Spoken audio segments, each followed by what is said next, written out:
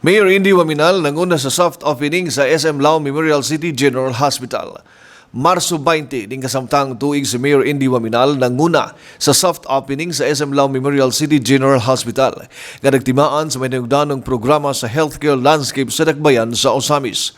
Ubos sa missionary program sa Padayon Asenso Osamis Administration, ang seremonya sa inaugurasyon nakasaksi sa usa ka mahinungdanong lakang ngadto sa pagpausbaw sa healthcare accessibility ug kalidad sulod sa Dakbayan ug sa kritibuk-ang probinsya.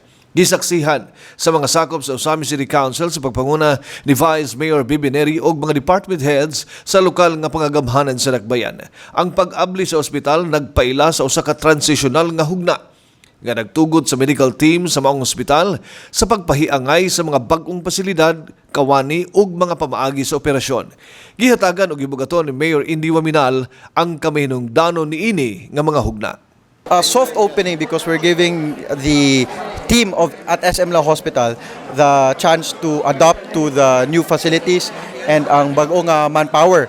Kay ubay-ubay po ang ato ang bag-ong medical team nga recently lang nato nakuha. So we're giving them the chance to see kung unsa pay ilahang mga kailangan to improve on and to adjust to the new procedures.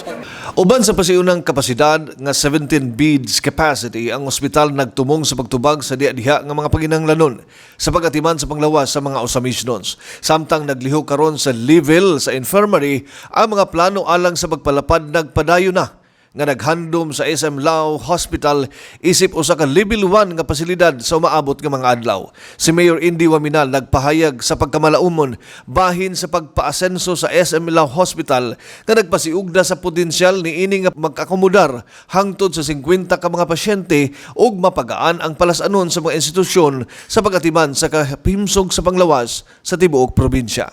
Well, not so much open to the public, no, but we're also looking at expanding the capacity sa SM Lao moving forward, no. So as we were discussing here earlier, katong 17 bed capacity nato nga status karon, no, for 17, yes, we're starting small, but ato ang good is mas may na lang ng gamay basta di kalidad kaysa daghan pag guman dili kaayo maayo ang quality sa service og gihatag. So for the first 17 bed capacity, no, at least all the necessary repairs na implement naman nga very usable naman and it's quite presentable na also to the public ang mga first 17 beds nga ato ang ma-offer. Right now, it's still considered as an infirmary, no, ang yang sa level. But we're really looking at expanding it later on. That's why, bisan pag sa 17 bed capacity pa lang ato ang kaya karon, ato na pong gipanglantaw, unsa mo'y kailangan nato ipang-repair moving forward pag-increase ato ang capacity. Because we're really looking at later on reopening this as a level 1 hospital na, primary healthcare hospital na level 1, no, which can cater to at most 50 patients, no. But again, we don't want to bite off more than what we can chew. Nga karon magsugod dayon tag 50, paguman dili lagi maayo og maalagaan tanan pod. So ato sang ginat, sige, let's start small, no. Total dili man pod mauhaw sa medical services ang katawhan sa Osamis kay kung dili sila makater diri sa SM Lao tungod kay 17 lang lagi, well, there's always Mars, and puno gyapon ang Mars, no, they can always go to the private hospitals because they can still avail of our free medical assistance program.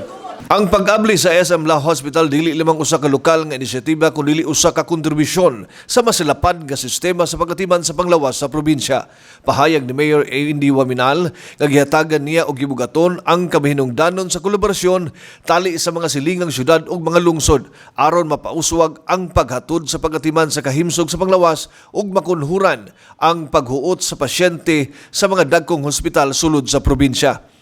Ang representante ni Governor Henry Waminal pinaagi ni Dr. Holly Tago nagpasiugda sa suporta sa kamahinungdanon o kagamhanang probinsyal alang sa inisyatiba ni ini nga nag-ila sa papel ni ini sa pagpalig-on sa kritibukang infrastruktura sa pagatiman sa panglawas. Gihatagan og gibugaton ni Dr. Holly Tago ang kamahinungdanon sa pagdesentralisa sa mga serbisyo sa pagatiman sa panglawas aron mapauswag ang patas nga pag-access ug mahupay ang pressure sa mga sentralisadong pasalidad.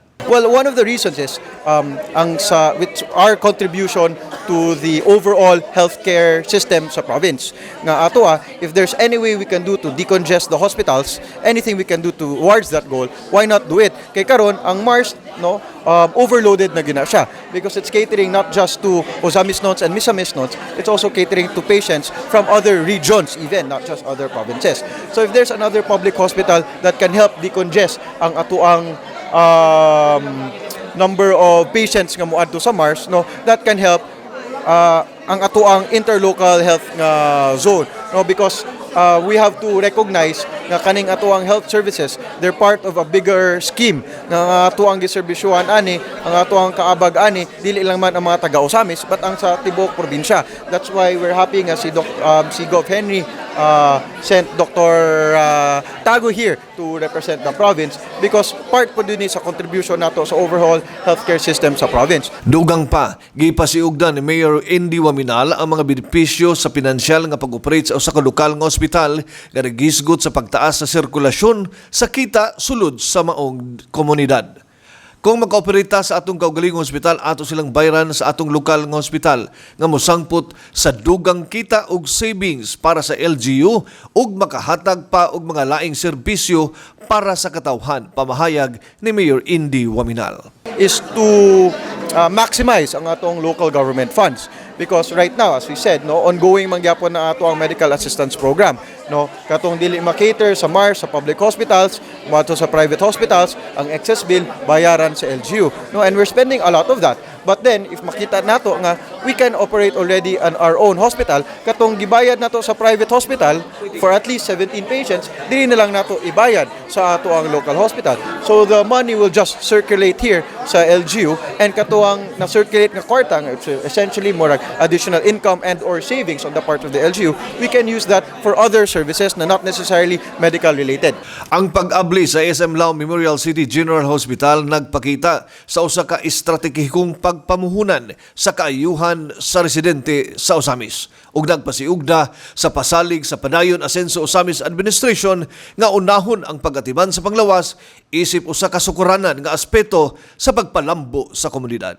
Samtang nangandam ang ospital sa hingpit nga panaghiusa sa ekosistema sa pagatiman sa kahimsog, ang mga residente makapaabot sa gipaayo nga serbisyo sa medikal o gipaayo nga mga sangputanan sa pagatiman sa kahimsog sa panglawas nga nagtimaan sa usa ka bag-ong panahon sa pag-asenso alang sa dakbayan sa Osamis ug sa mga konstituwente nini.